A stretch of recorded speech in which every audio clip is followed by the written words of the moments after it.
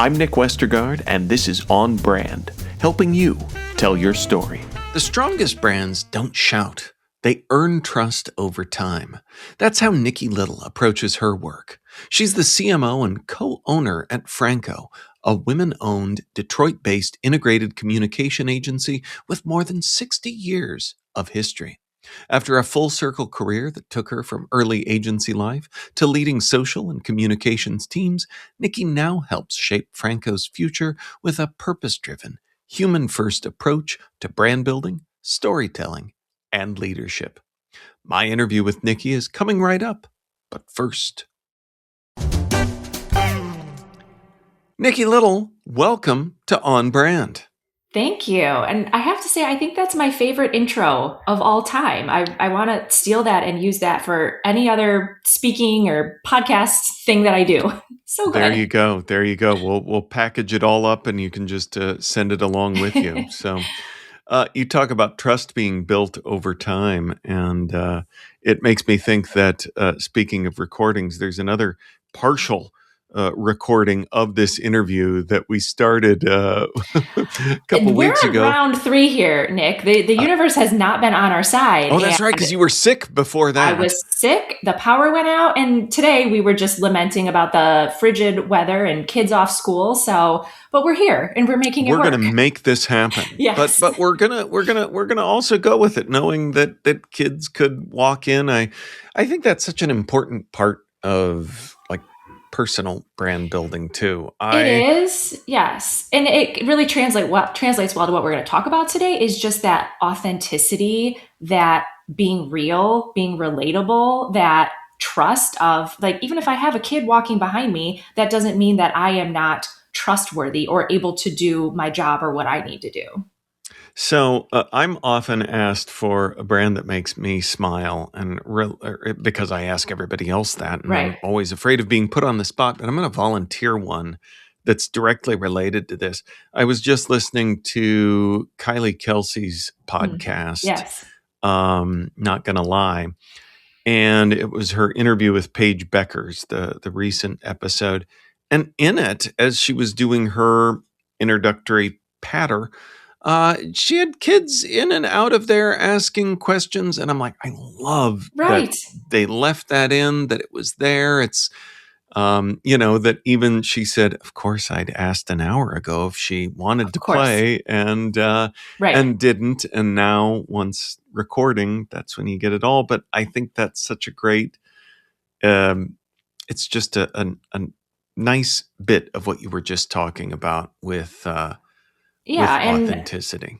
And you've probably read about this too, but the Gen Zs, the younger generation, I think even our generation, we don't want to see the staged, the polished, the perfected content. We want real.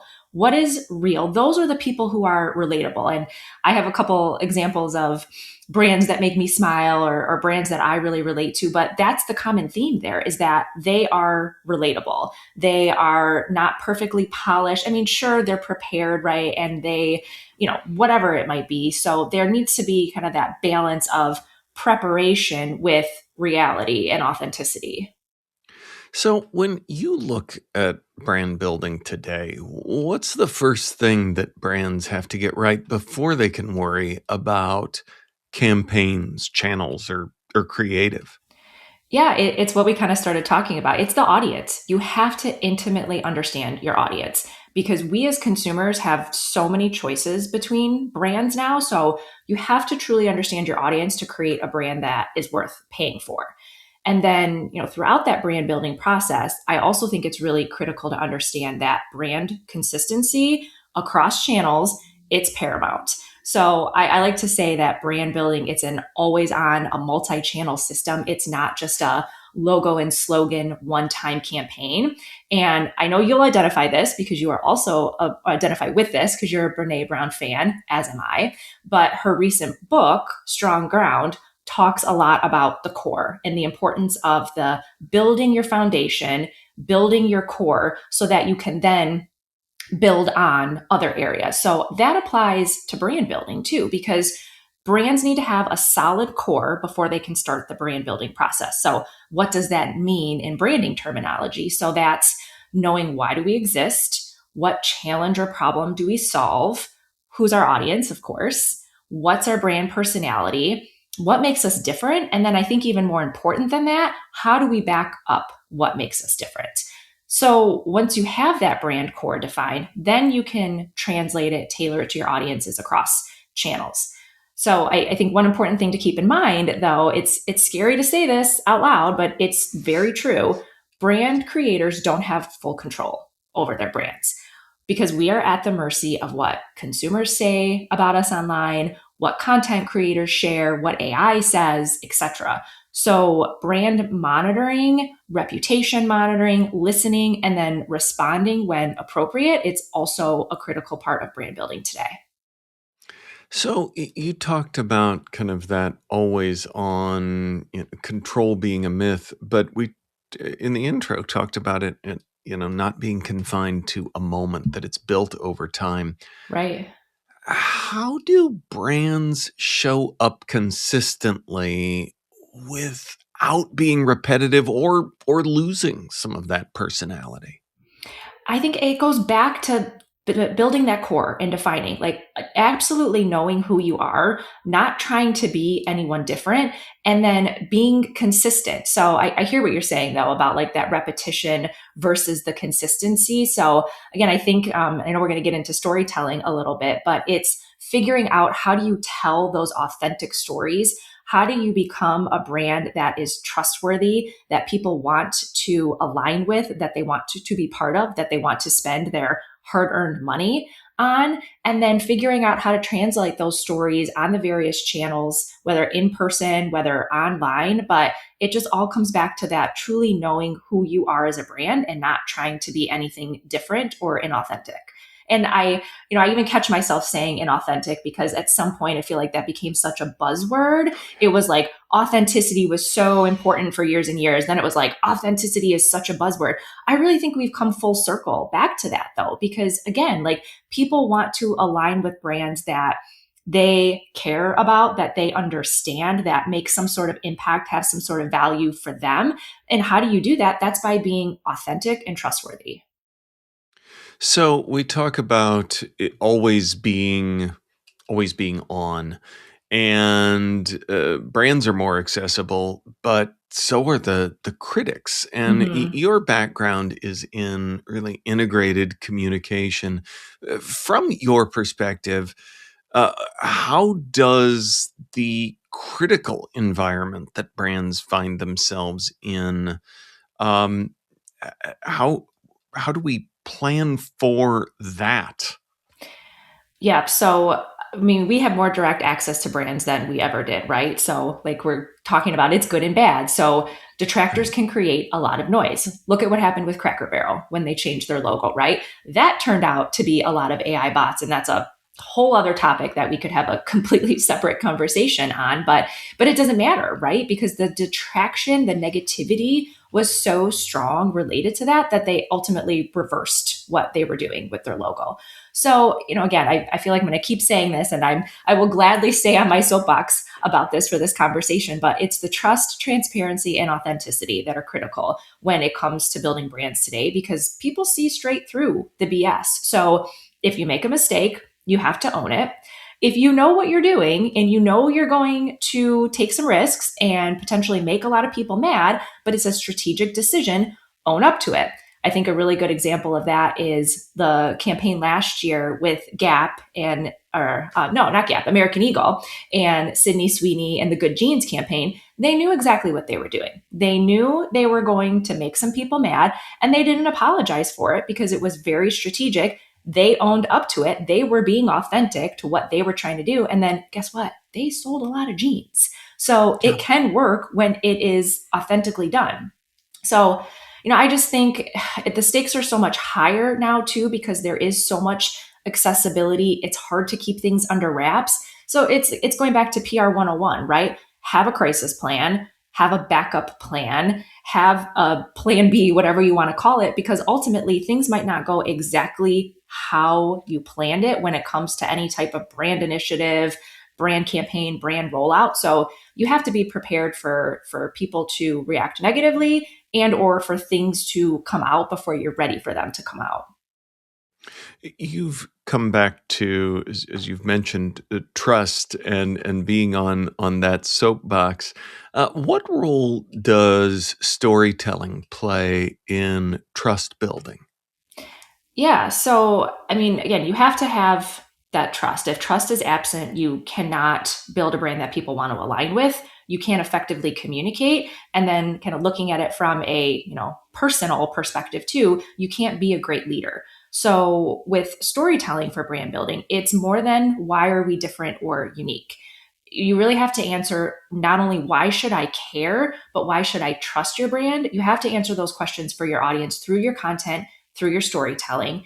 And then I mentioned this at the beginning, but that storytelling has to translate across all your marketing efforts. It can't just live on social, it can't just live in email. You can't be saying one thing through one channel and saying something differently through another channel. So it's again kind of balancing that consistency without like so much repetition that you're just like shoving things in people's faces constantly over and over again. But I mean, I think, you and I know it takes more than one interaction with somebody. Sometimes if somebody knows exactly what they're looking for and they hear about it on a podcast or they read about it in an email and it's like an immediate need that's being solved, sure, you might get a purchase right away from that. But oftentimes you don't. And I think about my own purchasing journey and the brands that I align with, it's not often, even if there's something that I know that I want or I'm ready to have, it is very rare if I see something and immediately go and purchase. There's often more research that I'm doing, I'll kind of tuck that away as I'm thinking through this a little bit more. I'll come back to it. And then if, the brand is smart, then I'm getting retargeted. I'm seeing ads. I might sign up for their newsletter. I might follow them on social. I need more brand interaction and I need to see that consistent storytelling. And I need to feel like this is a brand that I trust before I want to spend money on it. On Brand will be right back after this.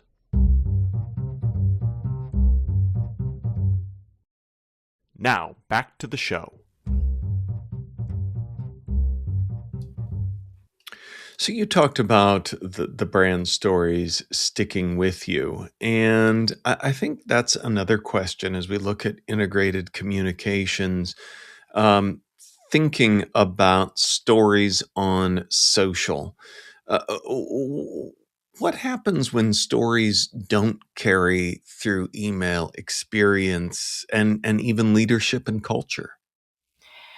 Well, I think starting with your employees, and I'm gonna go there first because people want to work for companies and brands that they feel aligned with, that they can trust also. So if they're hearing one thing from leadership, from their managers, from their internal communications, but then the brand is behaving in a completely different way externally, either misguiding customers, not fulfilling the brand promise to customers, treating customers in a different way that they are, learning about what kind of the whole ethos of the brand is, the mission of the brand is internally, then that's not great for employee engagement, for employee retention.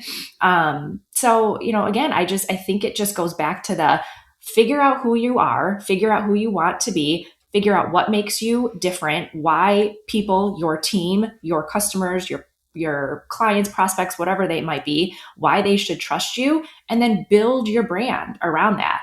It seems so simple when I'm saying it out loud, but there can be so many disconnections because again, if leadership is not aligned or if leadership's saying one thing internally, but then they're doing something completely different externally, there's an authenticity gap there. Well, and I think, too, we look at the big examples like Cracker Barrel and we think, oh, it's a big thing that's going to kill trust with my brand. Mm-hmm. But a lot of times it seems like there's a lot of subtle ways that one can erode trust over time instead of, and that probably happens more often than not than the great big Cracker Barrels. Sure. Right. Yeah, exactly. And then again, I think so much of it starts internally too, and building a culture where leaders do what they say they're going to do, their words match their actions, because that all translates to the external side of brand building too, and the external side of integrated communications. It truly starts from within. I fundamentally believe that.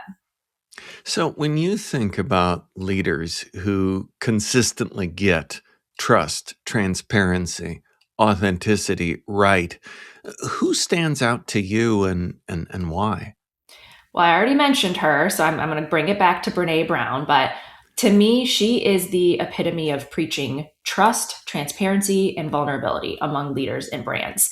If anybody watching this has not read any of her books, please start reading them. I just read Strong Ground. I feel like I was studying for a college exam when I was reading it. You and I, the last time we tried to record this episode, we were talking about our tabs. Bring it out so we can see the tabs on the book. Visual aids, both Yep. across the top and vertically here as well.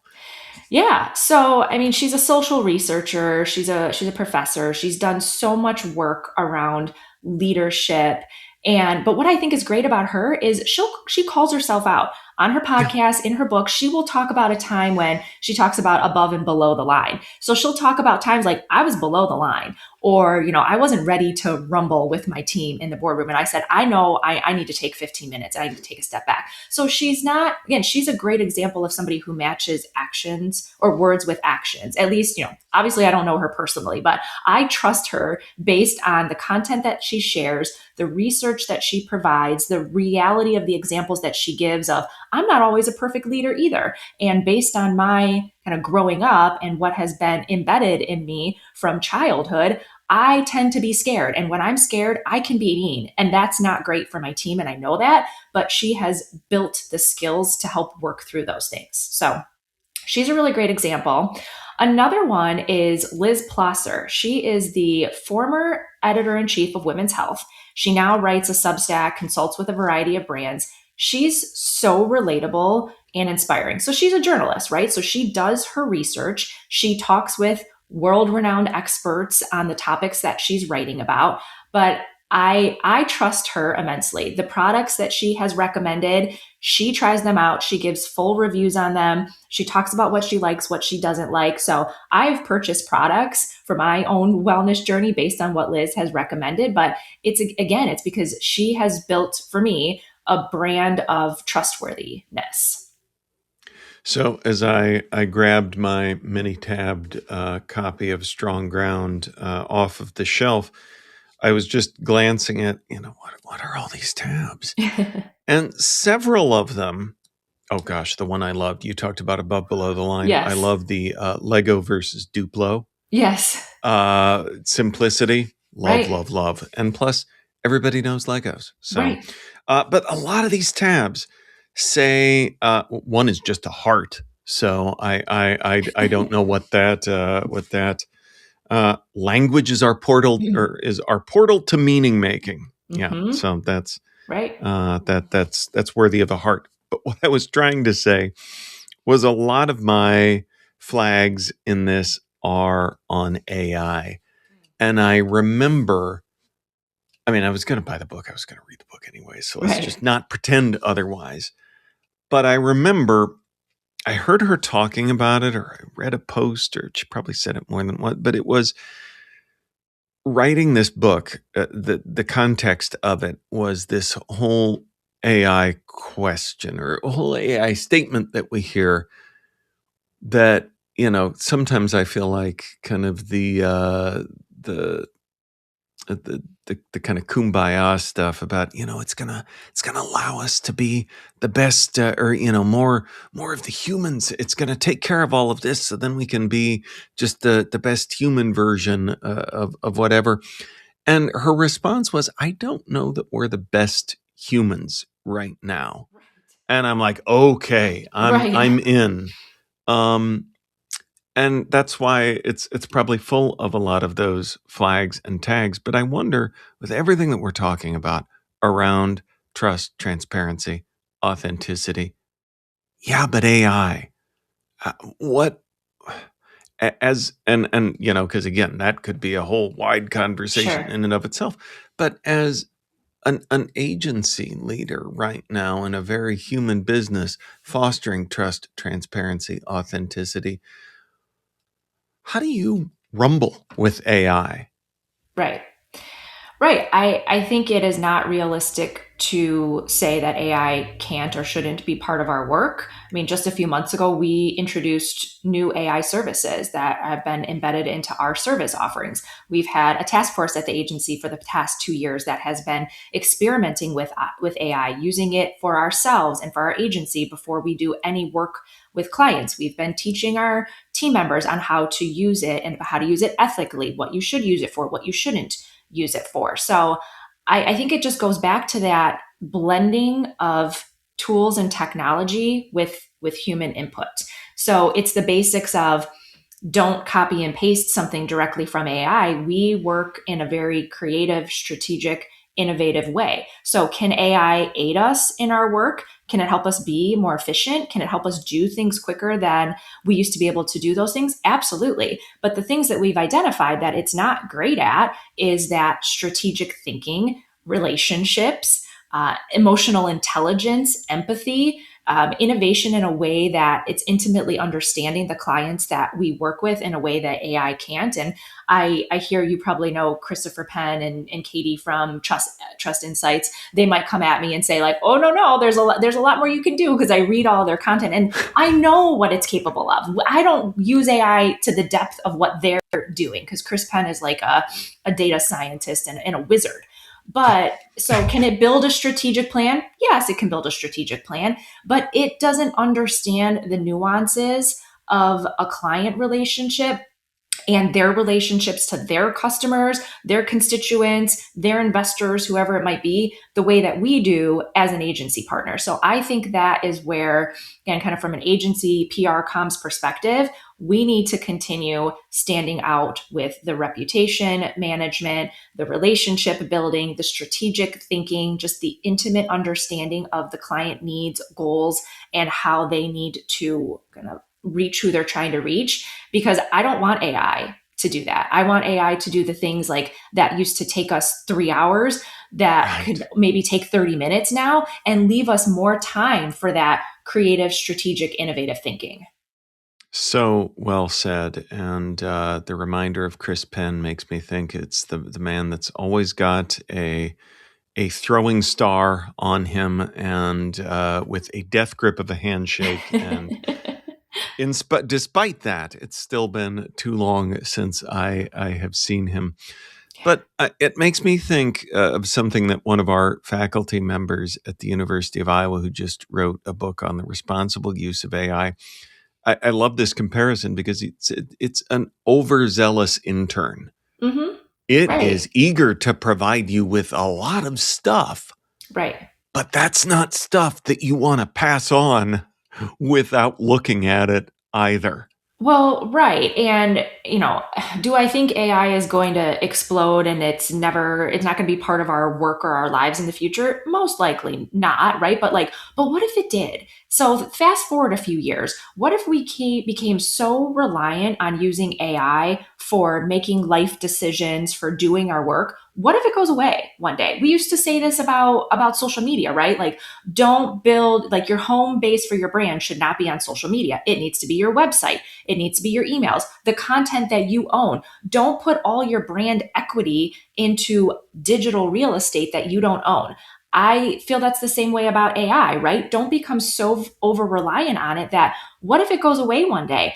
Will you not remember how to write an article or a long form piece of content or create a strategic plan or do data analysis and reporting if you don't have that tool to aid you? So we have to continue like refining the skills that we've built for so many years. I think about this with my kids too, and I'm working on teaching them the best ways to use AI. But don't become so over reliant on it that you don't remember how to do those foundational things that you spent years and years practicing, honing, and mastering.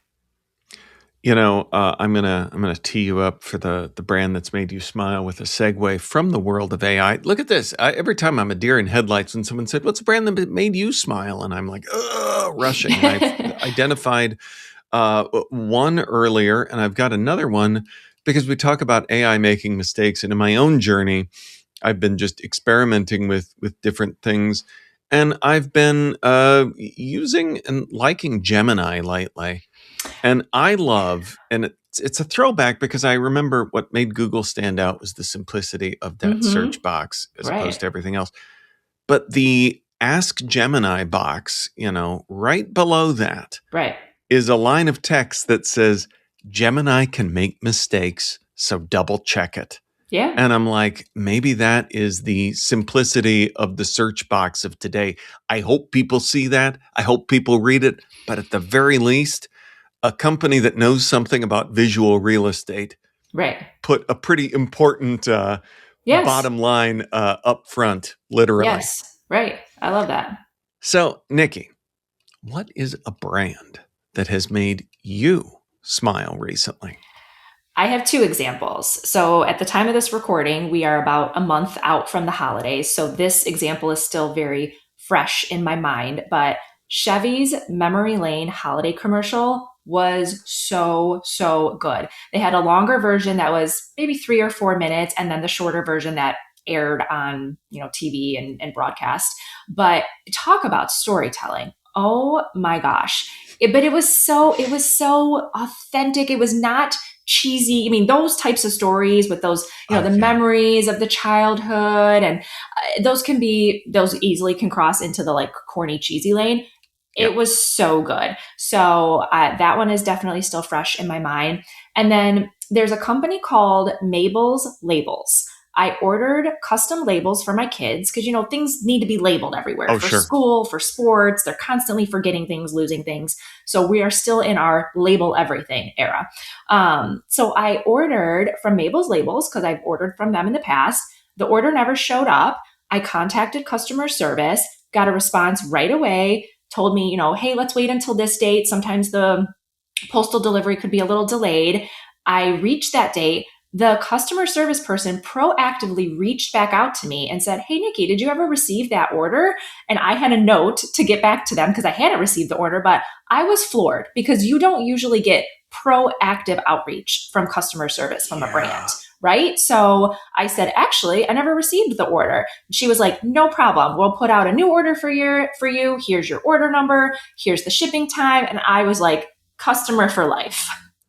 Yeah, boy, what a simple dynamic of proactive customer service versus reactive. And it reminds me, that's like what the offline brick and mortar businesses that we love support, that's the kind of thing that they do. And just doing that, like you said, customer for life. And I think that's a good example to kind of round out our conversation here, but this stuff's not hard. It's not rocket science. You stand out by being somebody who can proactively reach out to your customer when they're having a problem, by being reliable, trustworthy, authentic, honest. These are just core components of being a good human. So take what you want, hopefully, to do in your life as a kind, trustworthy, reliable human, translate that to your brand. And that's how you're going to stand out, because there are so many brands and so many leaders who are doing the exact opposite today. Awesome. Big smile for Mabel's Labels. Yes. Nikki, where can folks go to learn more about who you are and what you do? Yes, on LinkedIn, can find me there. And then on our website, which is Franco, Franco.com. Awesome. And we will link up to all of that in our show notes, which folks can find at onbrandpodcast.com. Nikki Little, thanks for being on brand with us. Thank you. This was fun. Oh my God, we made it to the end of the recording. I'm still recording a little bit because I feel like leaving this on just because, holy cow, confetti, sickness, thank goodness. Power outages. Extreme cold. We persevered. We did it. Oh, yay. Awesome. On Brand is part of the Marketing Podcast Network. If you like what you're hearing, if we've made you smile, you can always listen free on Spotify, Apple Podcasts, or whatever your favorite platform may be. And please take a moment and rate and review the podcast to help others find the show. Until next week. I'm Nick Westergaard, and I'll see you on the internet.